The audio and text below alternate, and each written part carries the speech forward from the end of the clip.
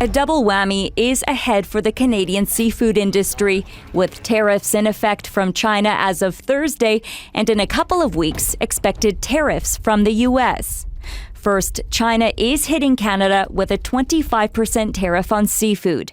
The list of more than 40 products includes lobster, crab, prawns, shrimp, halibut, and more. In Richmond, seafood distributor 7 Seas says it won't likely see or feel the impacts of the tariffs until May or June, when the spot prawn fishery starts. And they sell more spot prawns to China than anywhere else. It's definitely going to be tough. You amplify this trade tension with China with what we're experiencing with our neighbors south of the border, and it's definitely going to be a very complicated year. It's going to be devastating for fishermen that fish spot prawns and Dungeness crab in the Pacific.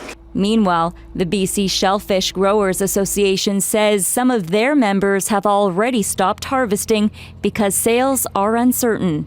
You could sit on your stock and you potentially would be able to sell it on a future date if you develop markets or things change with regards to the tariffs. But cash flow constraint is obviously a big concern.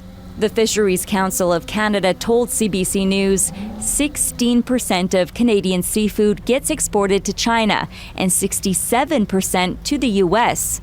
That means more than 80% of all seafood exported from Canada could be subject to tariffs in less than 2 weeks if the U.S. follows through on its plan to introduce tariffs on April 2nd.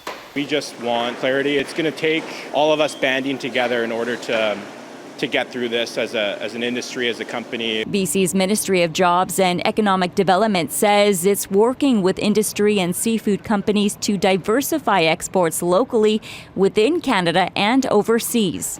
Michelle Morton, CBC News, Richmond.